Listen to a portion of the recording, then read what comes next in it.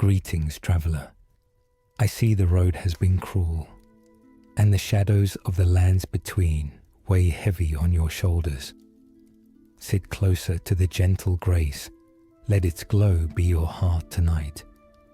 The golden light will not ask questions, only keep you company, like an old friend who understands silence.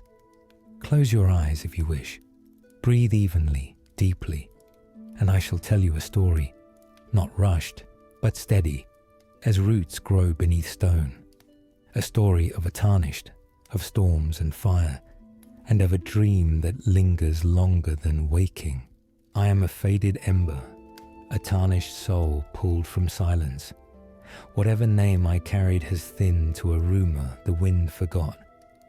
What remains is a slender filament of light, a golden thread humming in the air and pointing toward a horizon pierced by the Erdtree. I rose to meet it with a body that remembered pain before it remembered strength, palms stinging against cold stone, mouth dusty with iron. The passage around me had the tired look of places where prayers once worked. A candle guttered to itself. A corpse sat graciously slumped, 2 fingers pinched around a scrap of parchment. The runes upon it looked carved by a hand that had already let go. Follow grace. I carried those words into the wider hall and met a first truth. Death has good posture. It came on pale chitin and too many limbs, moving with a dancer's certainty. I lifted my shield, guessed wrong, and the world converted to steel and sky, and then went out cleanly. Tarnished, do not remain dead. I woke again, as if the earth had loaned me back. Crawling through root and fracture, I found daylight and wind. There the Erdtree revealed itself entire, trunk like a pillar poured from gold, branches spilling radiance along the ribs of the sky. In its shadow I was no more than dust. Even dust can glitter when the sun bothers to look. At the roadside chapel waited a man in spotless gloves, his smile thin as a surgeon's blade. "Ah," he said, "another tarnished come to blink at the tree. Grace abandoned your kind, and still you trail after it like moths courting a candle." He gestured with courtly boredom toward the road below, where a knight in gilded armor patrolled astride a warhorse, banner snapping behind him like law. Best avoid that one for now. Learn to live before you attempt to be glorious. He named himself Vare. I answered him with silence. Pride and anger are luxuries for the well-favored. I owned neither. I took the path down into Limgrave, and Limgrave took me in with a long green breath. The land is a patient teacher. Grass sways like thought. Ruined towers lean like drinkers. Crows deliver commentary from indifferent heights. Soldiers drifted among broken wagons with the dazed authority of men who once received orders and have been living on the echoes. I learned them quickly. Watch the shoulder, not the sword.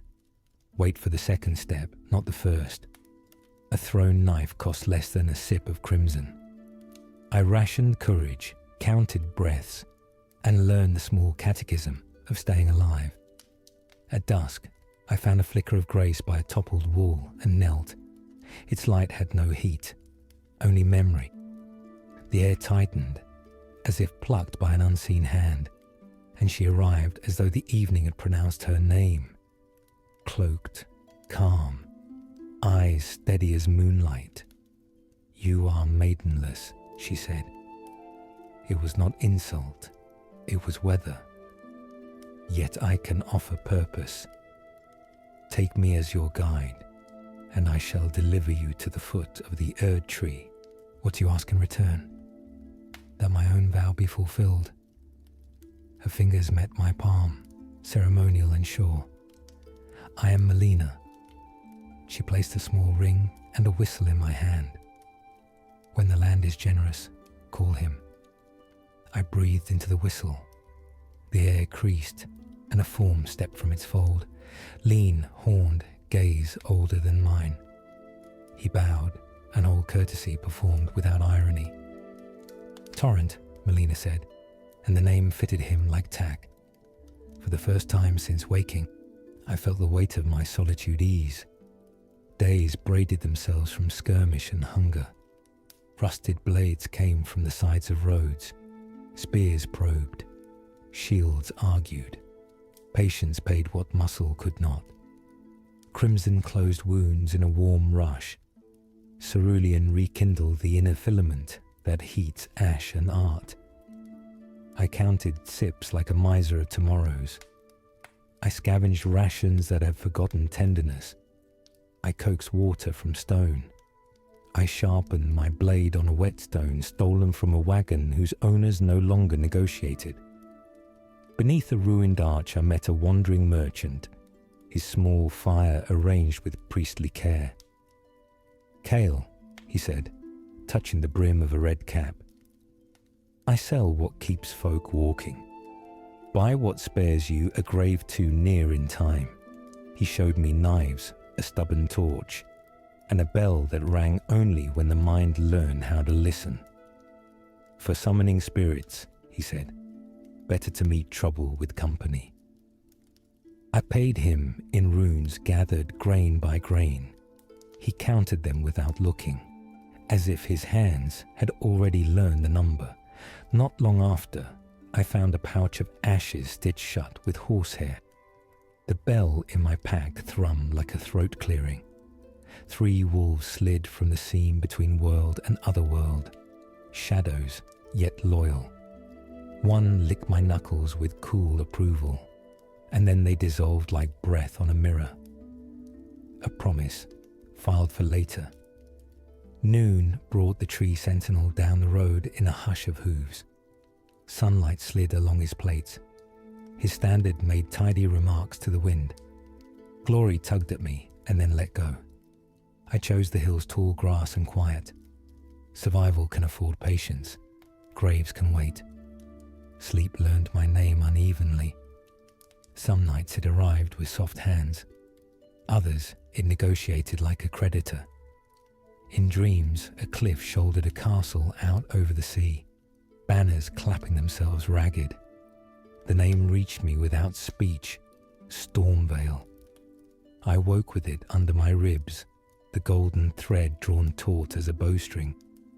At gatefront, the path narrowed between palisades. Wagons stood unyoked like altars to plunder. Men paced with the bored malice of the overconfident. I counted them, counted arrows, counted the distance to a chest. A pebble thrown one way suggested a story. A footfall another way completed it. When a sentry wandered, I opened the chest just enough to steal its contents.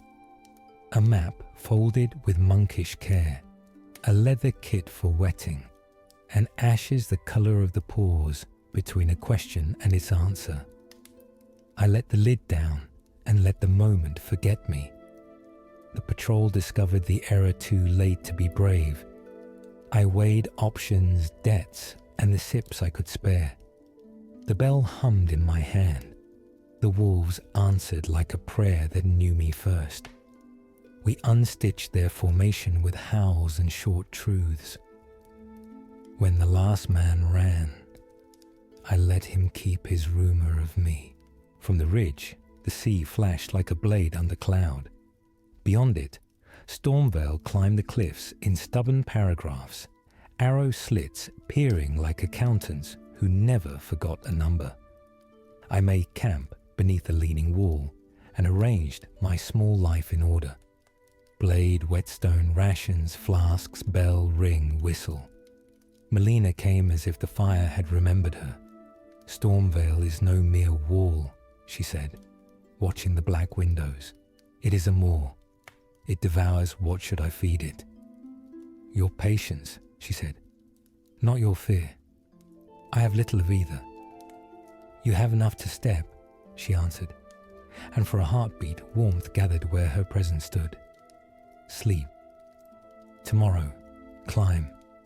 The night closed after her like a book. Morning peeled darkness off the battlements.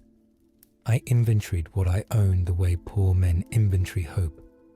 2 sips of crimson, 1 of cerulean, 9 knives, torch, bell, ashes, ring, whistle. Torrent carried me to the bridge where banners hung like tired tongues. I went on foot, stones like quiet feet. Arrows began before insults. I crossed between pillars, studying the lull between volleys. A ballista bolt argued in a language even fools respect. I let it speak and moved after its breath finished. A bird stooped from the crenels, legs wired with little cruelties. I met it with fire. Feathers learned humility. Smoke wrote brief apologies in the air. From a slit door, a pale face shone, eager and courteous in the way of men who have practiced helpfulness for profit. Psst, this way, friend, came the hiss. The main gate eats the proud. Try my route. Less admiration, more arrival. Name, I said, keeping my blade where his eyes could see it. Gostock, he bowed, spending thrift on manners. At your service presently, and perhaps profitably later. Later, I allowed. Later is a purse thief's love. The side passage smelled of wet rope and old hesitation. Ladders remembered other feet. I climbed by listening. A soldier around the corner rehearsing courage.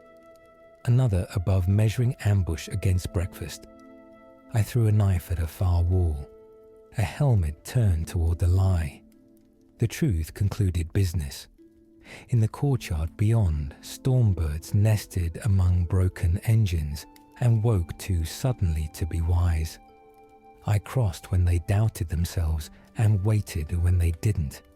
A tucked grace glimmered beside a stair, discreet as a kept promise. I sat. The castle's noise receded down a long hallway. Melina did not come, yet the thread tightened, and my balance answered. I stood lighter. Rooms above showed how triumph ages. A banquet collapsing into its own bowls, a tapestry promoted to moth school, a rack of swords patient with dust. Men in crested helms guarded thresholds by habit. I learned the inch where their thrust died.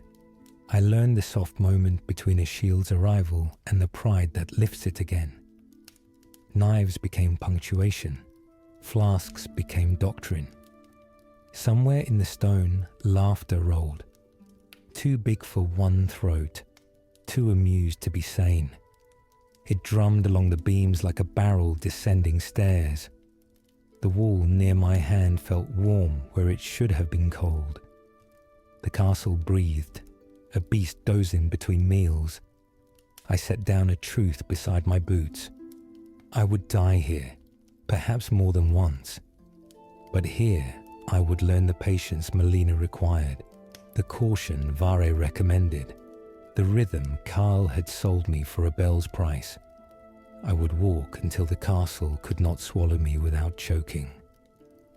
A narrow corridor exhaled into a stair that remembered better feet. Wind pressed through arrow slits, carrying sea salt and old oaths. I tightened the shield strap and listened to the next heartbeat that wasn't mine. It waited behind a door because someone had told it doors belonged to soldiers. I opened with courtesy and ended the habit quickly. At the landing, a window framed the Erdtree, as if a painter had argued the canvas into mercy. Gold pooled on far clouds like spilled honey. For a breath, even the torn banners looked forgiven. I counted once more. 1 sip crimson, 1 cerulean, 6 knives, wolves ready, torrent wherever patience grazes, and found the sum equal to a threshold. Storm veil exhaled around me, a great beast drowsing between meals. I marked my sips, tightened the strap, and matched the stone's slow breathing. The thread of grace drew taut as a guide rope. I lifted my blade, bowed to the silence, and stepped inward to earn a truer name today. The The shadow of Stormvale clung to the horizon like a clenched fist, but the plains stretched wider than ambition. Limgrave is not kind, yet it teaches. Each morning the wind smelt of dew and rust, of grass heavy with secrets. Each evening the air turned damp with smoke from campfires I dared not approach. I walked between these two hungers, of land and of men, and learned the road by scars. The first true trial came with iron hooves. A mounted knight, mailed in steel the colour of drowned coin, patrolled the ridges. His spear glittered in the sun, long as a sapling. I thought to avoid him, but the path bent toward his circle like a net closing around a fish. He lowered the spear with courtesy, as though offering me a choice. I gave my answer with a shield raised too late. The lance pierced through and the sky turned over. I woke again at the last grace I had touched. Wounds gone, shame intact. Death is a rebuke here, but also a lesson. The next time, I crept through tall grass, torrent carrying me in silence. When the night passed, I slid behind stone, letting the spear pierce nothing but air. Avoidance is victory in its own clothing. Still, avoidance cannot teach everything. Soldiers gathered in ruined camps, their banners sagging like tired throats. I tested myself against them. A spear thrust once, twice, then faltered. I stepped into the pause and drove steel beneath the rim of the helm. Another came screaming. I let his voice overrun his stance, tripping him into my blade. But for each man felled, bruises flowered along my ribs, and each crimson sip bled my reserves thinner. By firelight, Melina visited again. Her cloak whispered like water. "You court death more eagerly than most," she observed. "It is the only teacher I am given." "And what does it teach you?" "That patience stabs deeper than fury. That fear can be bargained with." Her gaze softened, though her mouth did not. "Then you begin to understand." I asked her what purpose bound her to me. She shook her head, moonlight in her hair. "When the time comes, I shall speak. For now, walk, Tarnished. The plains still have lessons to press upon you, and press they did." Wolves howled in the night, their eyes coals scattered among the grass. I rang the bell, and my own spectral pack answered. They leapt into the dark, tearing silence into ribbons, while I struck at the edges, steel catching on fur and fang. When the last beast lay, breathing ragged into the dirt, my wolves faded. Only paw prints remained, pressed like ink into earth. I whispered thanks, not knowing if they heard. Hunger returned more viciously than the beasts. My rations dwindled to leather scraps.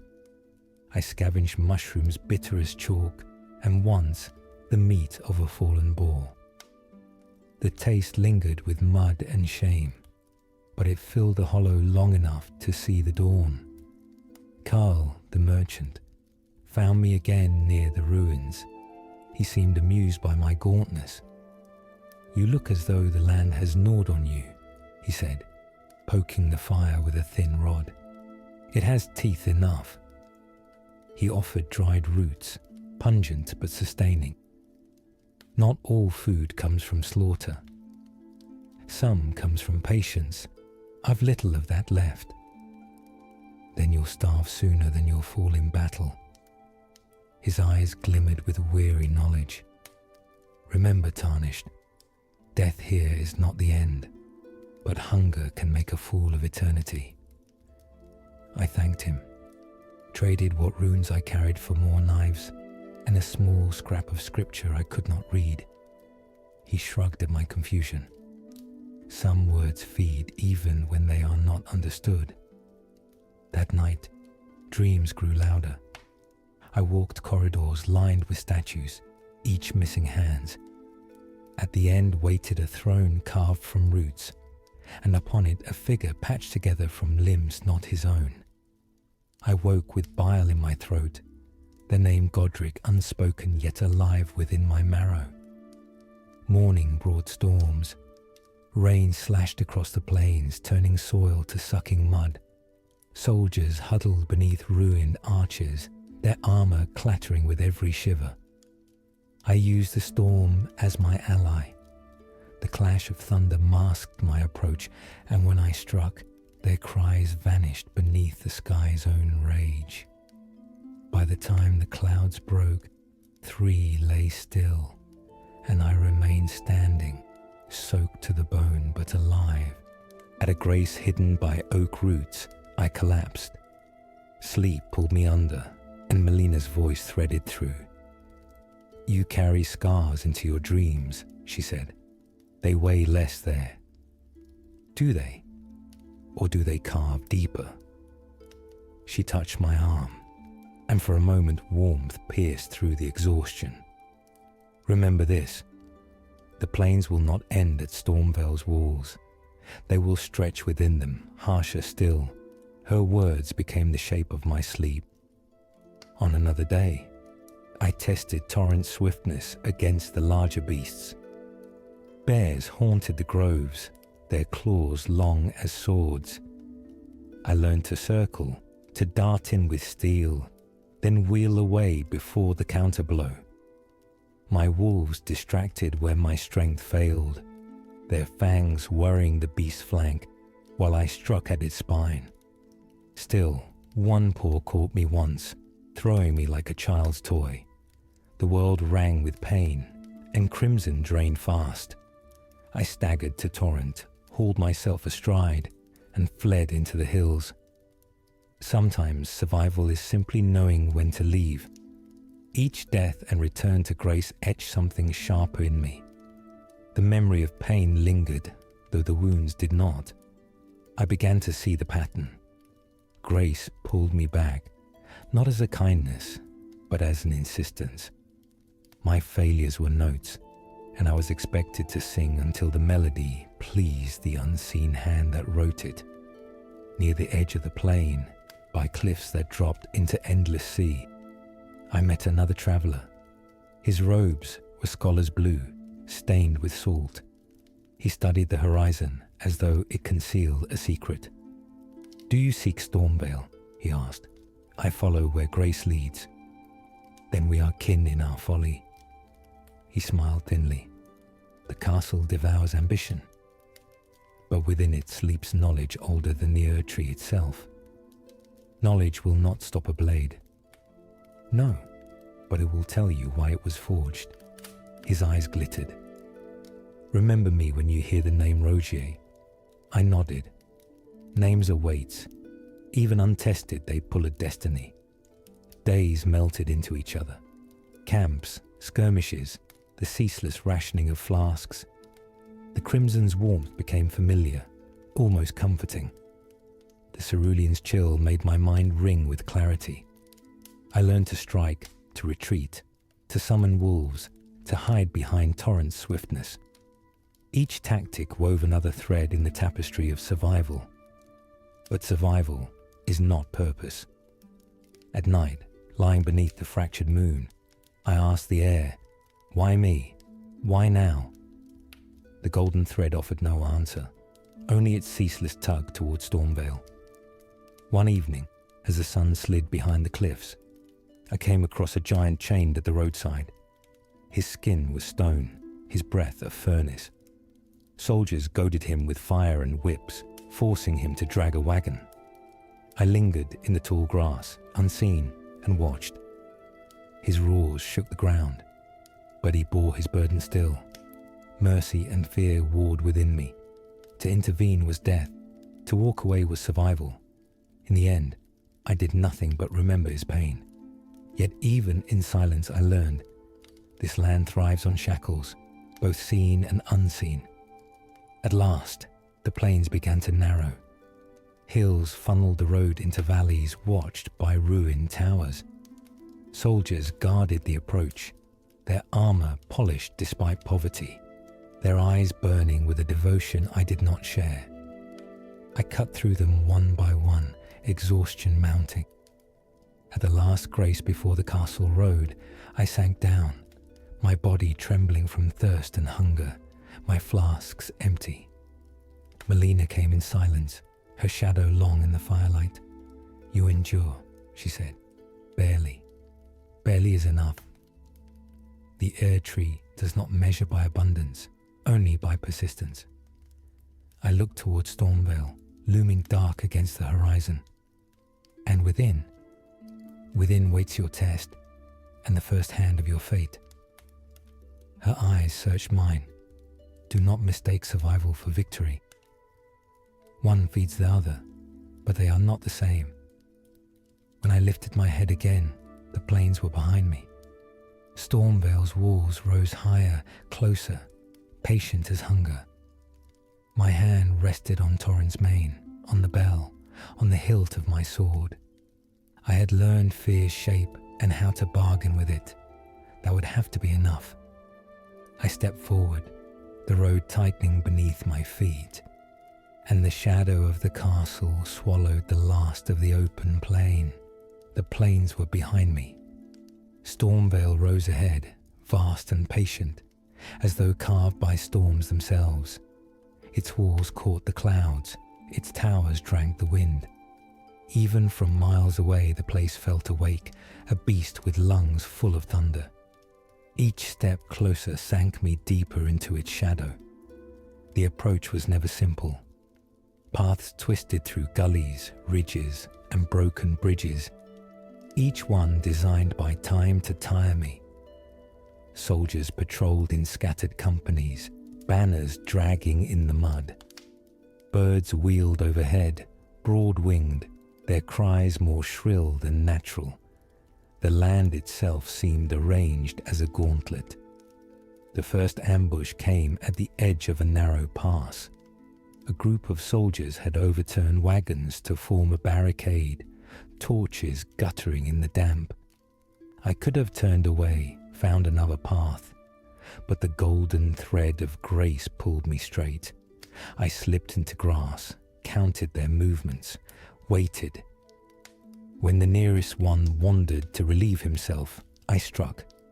Steel into flesh, a short gasp, then silence. His comrades noticed too late. The wolves answered my bell, leaping into their ranks, fangs catching in cloaks and shields. I moved with them, striking when jaws pinned, withdrawing before spears could find my ribs. By the end, the barricade was mine, and the road behind me painted in blood. That victory cost me 3 knives and 2 swallows of crimson. I sat by their dying fire, sharpening my blade, listening to the silence that follows violence. Silence can be heavier than screams. Stormvale loomed closer. The main gate yawned, massive enough to swallow caravans whole. I saw fresh gouges in the stone where ballista bolts had struck, perhaps in practice, perhaps in warning. My stomach clenched. To walk through those doors would be to announce myself not only to soldiers, but to whatever spirit ruled this place. It was then I heard the whisper, "Psst." Over here, a pale face peered from a side passage, thin, eager, eyes bright with the sort of friendliness that conceals a ledger. Can't be thinking of the main gate, surely. Death sentence, that is. He gestured with a hand that trembled between invitation and greed. There's a side door, quieter, less noticeable, for a fee now, or perhaps consideration later. I studied him. His smile wavered, but did not vanish. "Your name?" I asked. "Gostok," he replied, bowing with the grace of a servant and the slyness of a thief. "At your service, if you've the sense to survive." "Later," I said. "Later is a purse every rogue loves." He grinned wider and showed me the way, a narrow door half hidden by moss, hinges rusted, stone damp with centuries. The path smelled of mildew and forgotten rope. My boots echoed softly, too softly, as though the stone itself listened. Inside, Stormvale arranged itself like a labyrinth that enjoyed being cruel. Corridors bent without reason. Ladders creaked. Arrows whispered from slits above, striking the floor where I had stood a heartbeat earlier. The castle taught me to move differently, not boldly, but like water, sometimes swift, sometimes still. At a landing, I found Grace glowing faintly, tucked behind collapsed masonry. I knelt, and warmth filled me, banishing a fraction of fatigue. Melina came as if she had been waiting. "Stormvale is no mere fortress," she said. "It is a sieve. It keeps the proud and lets the patient pass." "I am neither," I answered. "You are tired." Tiredness often dresses itself as humility. "Rest. Tomorrow you climb." Her words stayed with me. The climb was cruel. Birds of twisted size nested in rafters, talons bound with metal. They dived shrieking, dropping barrels of flame that burst across the stones. I learned to use cover, to lure them into crashing, to end them quickly when they flailed. The wolves distracted one long enough for me to pierce its chest. Its blood smelled of oil, unnatural. Everywhere, soldiers lay in wait. Some crouched behind overturned tables, springing forth as I passed. Others lit alarms, bells ringing down the corridors. I grew familiar with retreat, darting back through doorways, baiting them into narrow halls where their numbers counted for less. My knives dwindled, my torch guttered, my flasks bled low. Still, each skirmish left me with another lesson carved into muscle. In a high chamber, I met a man in scholar's robes, blade at his side. He studied the carvings on the walls with quiet reverence. "You move like one searching for something more than victory," he said without turning. "I search because grace leads." "Grace is a fickle guide," he murmured, finally looking at me. His eyes were tired but kind. "I am Rogier, a sorcerer. I study the remnants of those who once ruled these halls. This castle carries scars deeper than stone. Knowledge won't stop a blade," I said. "No," he agreed. "But it will tell you why it was raised." He smiled faintly. "Take care. Stormvale is alive, and it remembers his words followed me like another shadow." Later, I found a warrior, Nephili she called herself, struggling against a pair of grotesque soldiers with axes. I joined her without thought, our blades weaving together in desperate rhythm. When the last enemy fell, she nodded curt thanks. "You fight as one who has died many times," she said. "I have." "Then you understand. To fight here is not to win, but to endure." She hefted her axe. "I too see Godric. Perhaps our roads will cross again. Stormvale's guts stretch higher, corridors winding like intestines." Windows looked out on the sea, waves battering cliffs with endless fury. I thought of freedom, then turned back to stone. This place was built to kill the thought of leaving. Each death here felt heavier than in the plains. When I fell to a soldier's thrust or a bird's talon, waking at grace left me trembling longer, as though Stormvale had swallowed a piece of me and refused to return it. Yet each time I rose again, driven not by pride but by compulsion. Grace pulled me deeper, threading me tighter to fate. One night, as rain lashed the roofs, I dreamed of a throne of roots, and on it a man not whole but assembled. Hands, arms, grafted into a grotesque parody of strength. His laughter rolled through the stone, vast and hollow. I woke drenched in sweat, the echo still clinging to the walls. I pressed deeper. A courtyard opened, wide as a battlefield. Ballistae lined the walls, their crews alert. The first bolt screamed past me, splintering stone. I sprinted from cover to cover, wolves snapping at soldiers to scatter their aim. Fire roared where barrels burst. My blade met more steel than flesh, yet I pressed on, carving a narrow path. When at last the ballistae fell silent, the courtyard lay in ruin, smoke curling skyward like prayers. Gostock appeared again, stepping from the shadows with his sly bow. "Ah, you made it further than most. The castle has sharp teeth, doesn't it? But sharp teeth mean treasures worth keeping. What do you want?" I asked. "Only to help, and to take a little toll here and there. A man must live." His grin widened. "And I'd rather live by guiding the likes of you than by bleeding on these stones." I left him to his bargains. Higher still I climbed, into halls lined with statues of kings and queens, each face worn away. At their feet lay heaps of discarded arms, hands severed, fingers curled. The dream returned to me, clearer. Godric, patching himself from what he had stolen. The air tasted of rot and ambition. I knelt at another grace, exhaustion pouring from me like water from a cracked jug. Melina's voice touched my ear as gently as a hand. "You walk where few endure," she whispered. "The castle eats me piece by piece. And still you rise, because I am bound." "Because you choose," she corrected. Her eyes lingered. "Do not forget that choice, Tarnished. Even chains are walked willingly, if you believe in what waits at the end."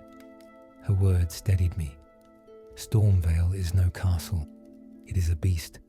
Every hallway a rib, every gate a tooth, every tower a claw.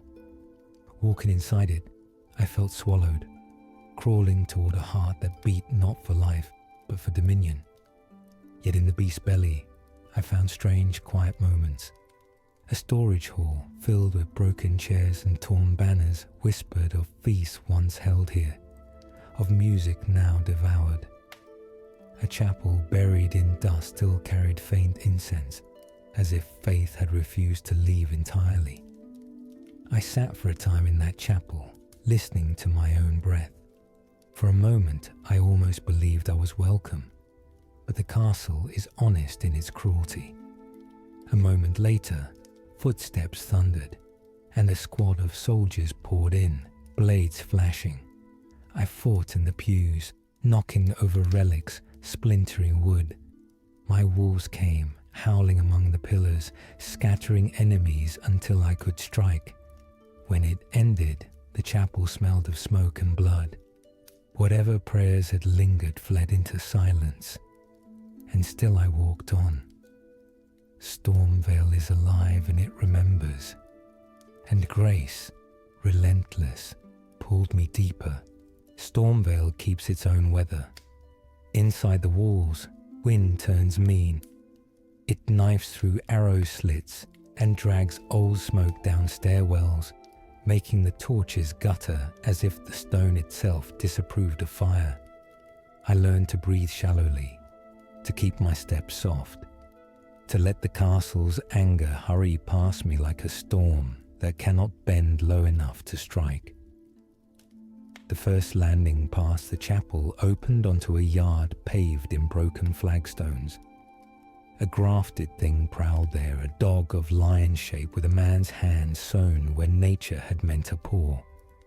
Its mane bristled like shavings of bronze. Its jaw swung on pins and prayer.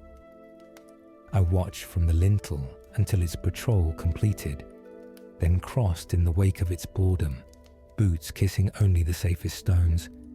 Even monsters keep habits. I learned to borrow them. Stairs climbed like a stubborn argument. Between flights, alcoves offered little sermons. A barrel rigged to spill oil. A tripwire strung knee-high. A door not locked but loudly willing to be.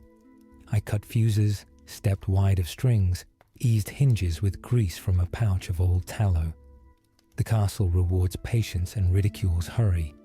I let it mock the air instead of me. In one tower, a banished knight waited with the discipline of a blade left on an altar. His plume fell like a tired feather.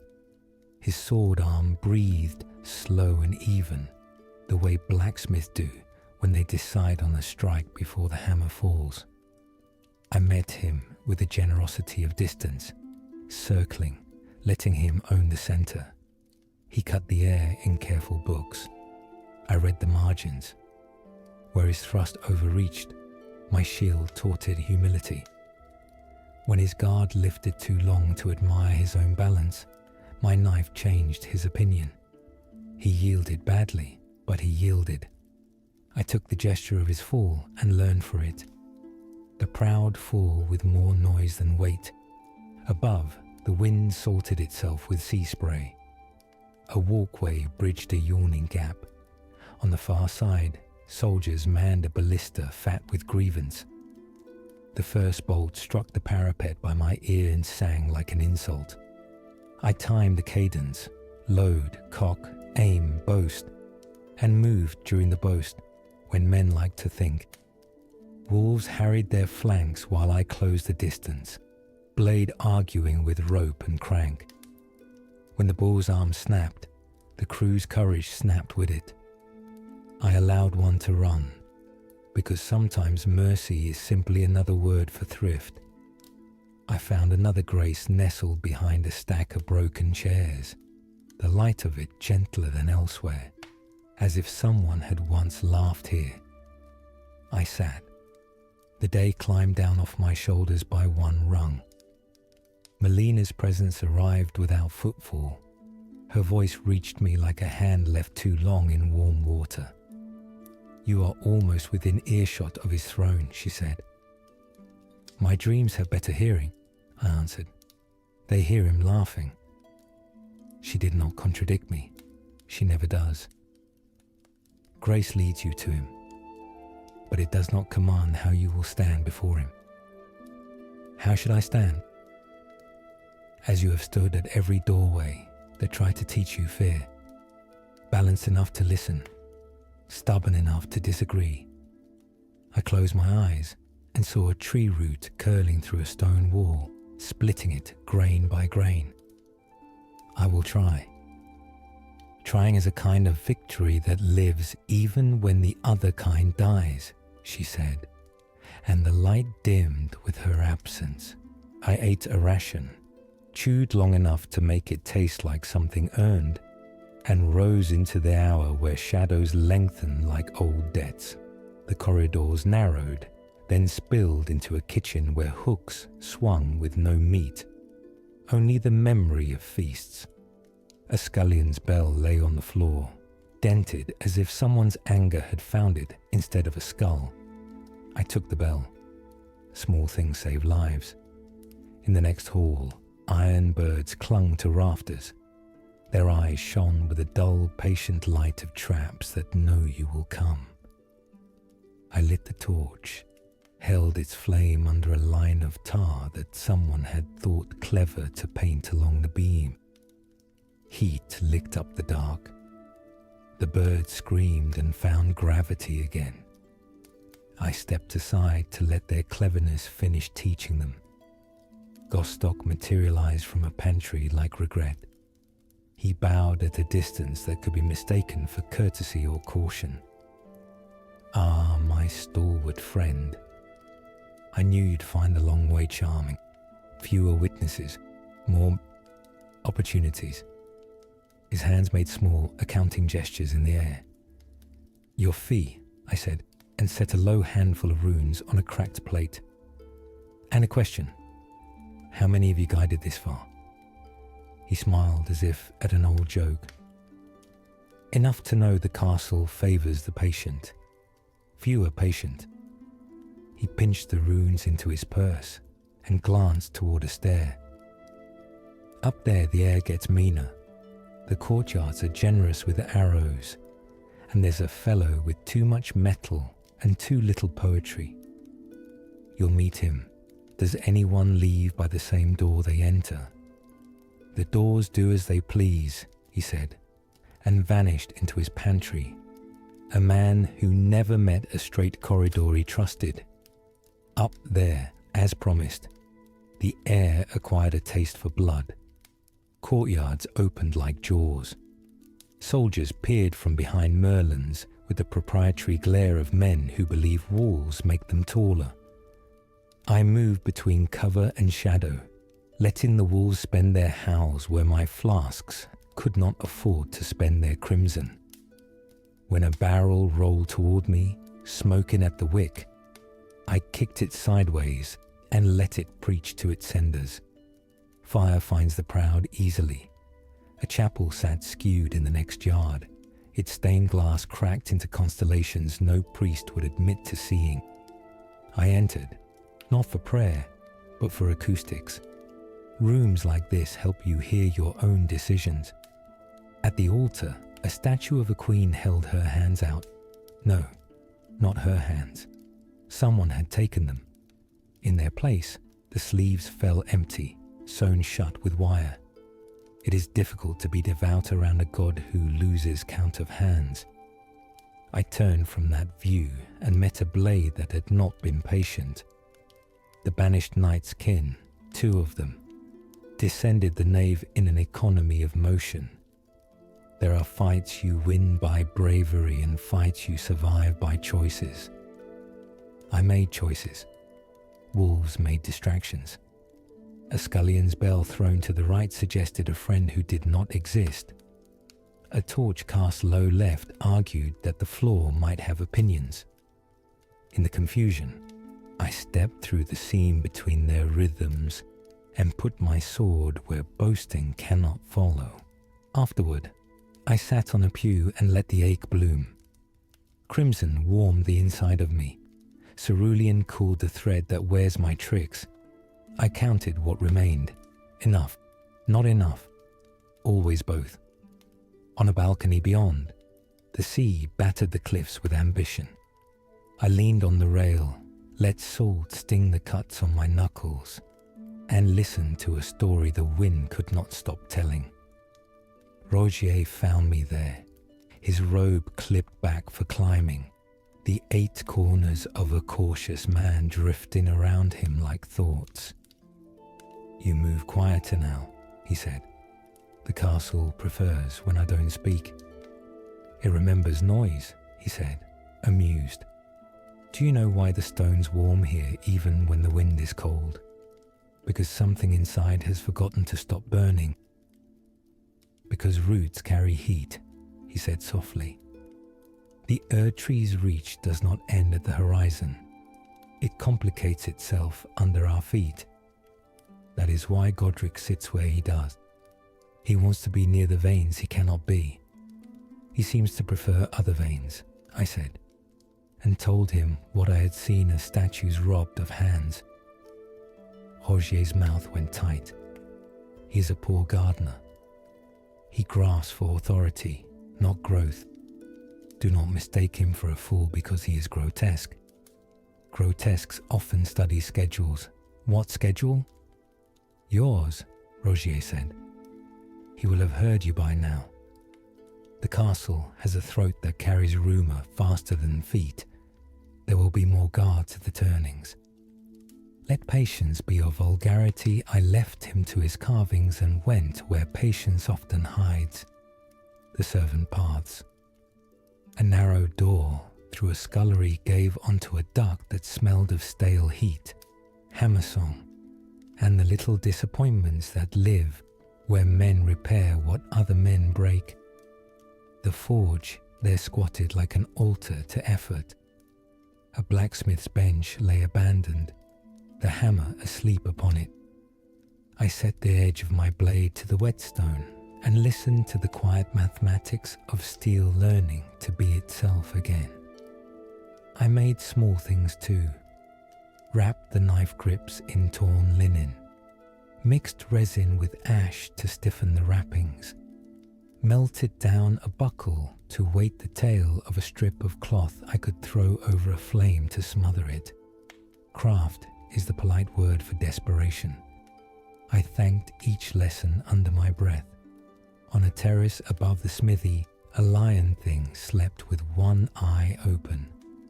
It had been fed more cruelty than meat. The man-hand paw flexed as if trying to remember a grip that belonged to someone else. I laid down bones from my pouch, a little trail away from my intended path. When it rose, curious, mournful, hungry, I gave it more distance than pity, and it accepted the compromise. The next series of stairs fought me. They insisted on angles that put the sun in my eyes. Banners hung to snag a man's head at the turn. At the top, a heavy door growled in its frame. It opened onto a hall so long it forgot to end gracefully. Torches threw their doubt across old tapestries. The floor had been waxed by boots and blood, and there, his plume cutting the air into obedience, stood the fellow with too much metal and too little poetry. He bowed. I bowed. Stormvale likes its actors to know their cues. He moved first, a beautiful lie of a lunge that invited admiration.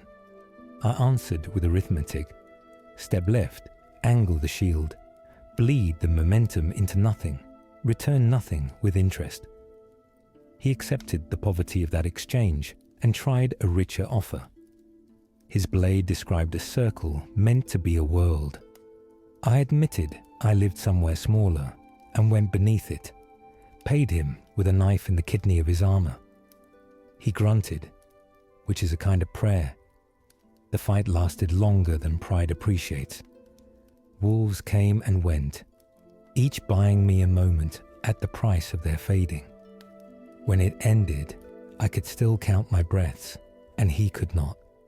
I recovered what I could of his better habits and let him keep the rest. Another grace, merciful as a hand under my ribs, waited behind a half-collapsed arch. I sat, and the world resumed the rhythm I prefer, slow, surveyable, spoke by spoke. Melina stood at my shoulder without being noticed entering. "You are close enough to hear him laugh without dreaming," she said. "I would prefer him quiet," I said. "He does not prefer to be small," she said. "Neither do most, who mistake collection for strength. Will I be enough?" The question surprised me by leaving my mouth. It had been alive in me for days, but I had kept it indoors.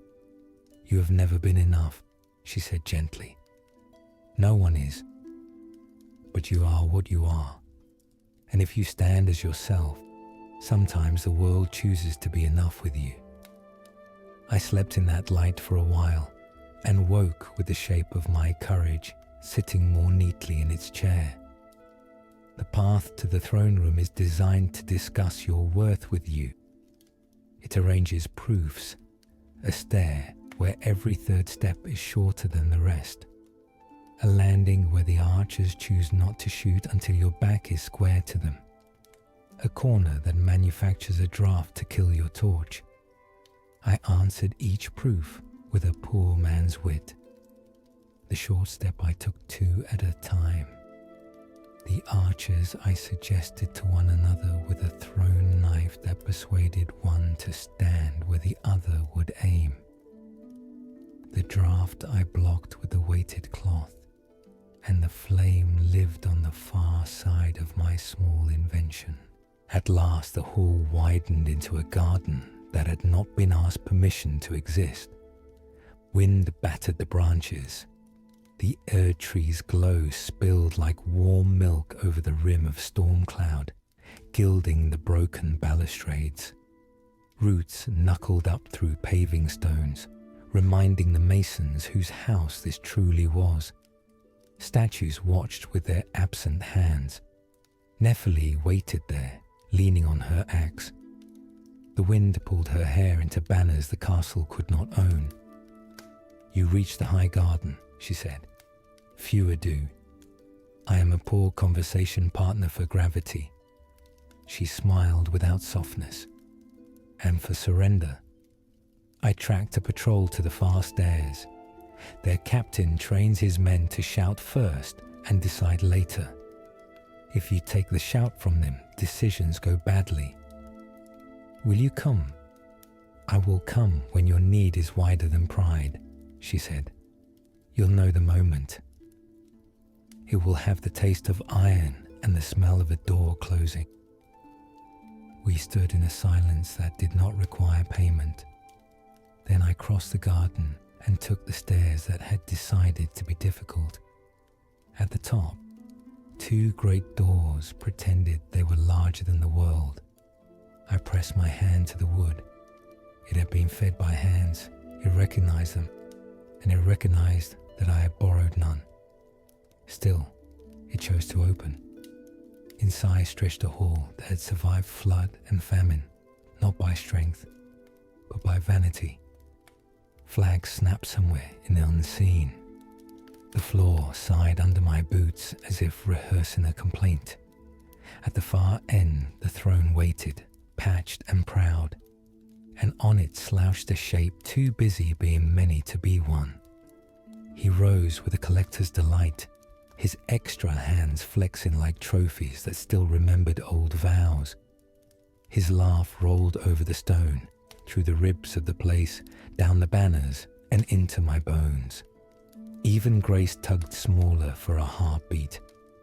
Pride reduces all rooms to its own size. I did not bow. Stormveil had taught me all the bows I would need, and none of them applied. My flasks hung light at my hip, crimson thin as a promise, cerulean as a winter morning. My wolves waited in ash. Torrent waited where patience grazes. My blade carried the arithmetic of every hall and stair, every corner and draught. My lungs held the number of breaths I could afford to spend. I am a Tarnished, I said, and the words sounded like every door I had opened. I follow grace. He smiled as if I had said I collected hands. Then come, little follower, he said, each syllable grafted to the next. Come and be improved. Stormveil took a breath with him. The torches leaned, as if to hear. Melina's absence felt like a steadiness I could trust. Nephili's promise weighed in my pocket like a coin I could spend once.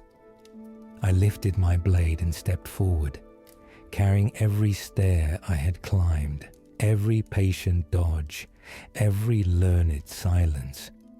The hall narrowed to the measure of our distance. The world became the length of his reach and the length of my refusal. The ascent was over. The hearing was about to begin. The hall stretched like a throat swallowing the storm outside. Every torch bent its flame toward the throne as though commanded. At the far end he rose. Godric the Grafted, lord of this keep, collector of strength, gardener of limbs. His cloak dragged like a funeral shroud, his crown tilted as if ashamed to sit on him. But the hands, so many hands, stitched and nailed and bound, flexed with a restless hunger. You come trailing grace, he said, his voice thick with pride and phlegm. Another Tarnished, another moth to the tree's flame. Do you see my garden? He raised his arms, and the hands belonging to other men opened like flowers. Every limb a trophy, every graft a hymn. I am more than man. I am the storm-given flesh. His laugh rattled the rafters. I raised my sword in answer. It was not much, only steel and stubbornness, but it was mine. The wolves stirred in their ashes, ready. The bell trembled in my grip. The first charge came like an avalanche. His axe, broad as a door, swept in an arc that split stone tiles. I rolled aside, the air of it knocking breath from me. The wolves leapt, snapping at his flanks, drawing his extra arms into a flurry of swats. I dashed in, struck twice at his knee, and retreated before the axe screamed back around. Sparks flew as steel bit stone. You bite like gnats, he roared, stomping. The floor cracked, shockwaves rolled outward. 2 wolves vanished in the quake. Only one remained, snarling with spectral fury. I drank crimson, heat spreading through broken ribs, and circled. His grafted arms flailed, some wielding knives, others claws, all moving with grotesque dissonance. I cut one free. It fell twitching like a fish on land, and Godric shrieked as though a choir of voices cried at once, "You will feed my garden."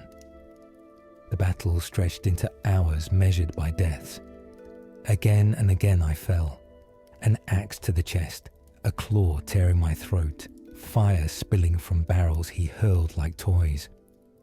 Each time, grace returned me to the threshold, the hall yawning ahead, Godric laughing, the same words spat again.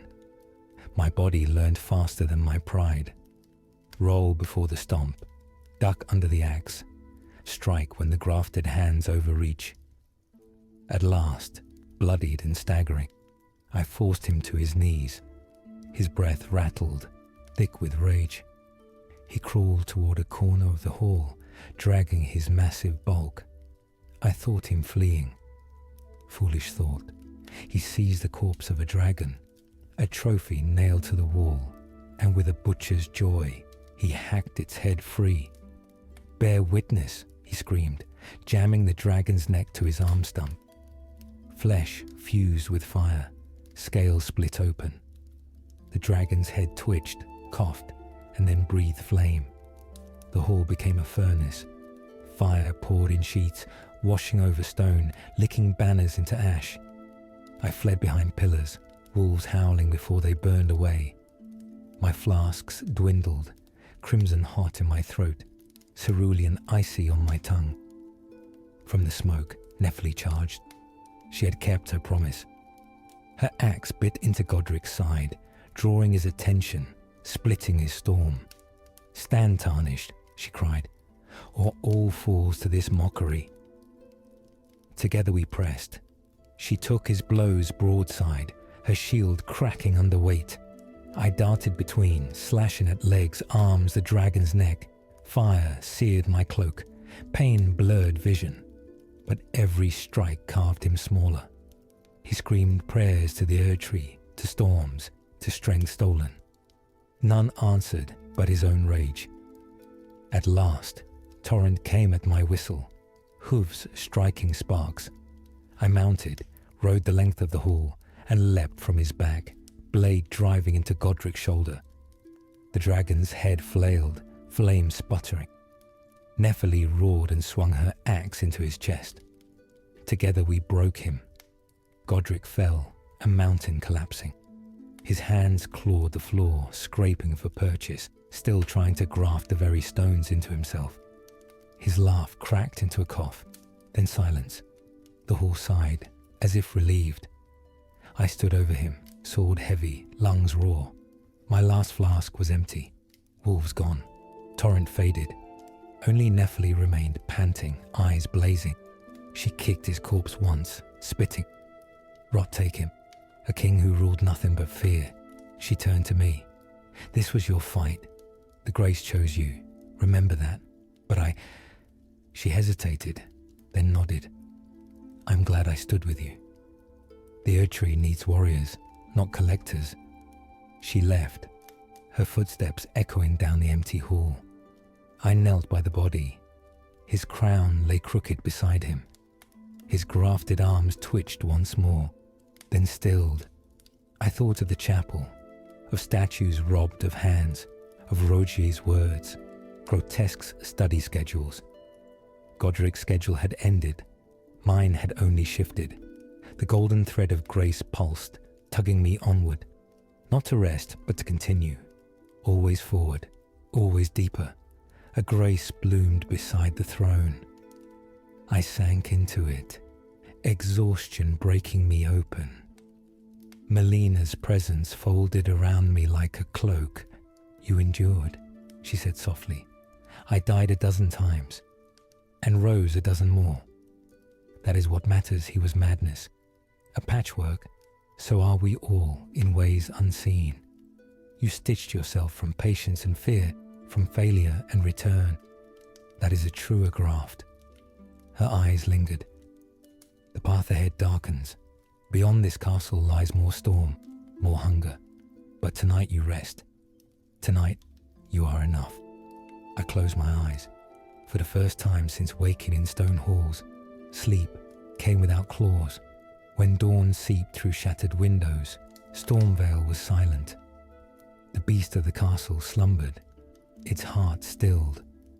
I stepped out into the garden high above the cliffs. The Erdtree blazed on the horizon, roots sprawling like veins of gold. The wind tasted different, less cruel, as if the land itself had sighed relief. I tightened my grip on blade and bell. The road still stretched, endless, but I had crossed the threshold. I was no longer a moth circling a flame. I was ash that chose to burn again.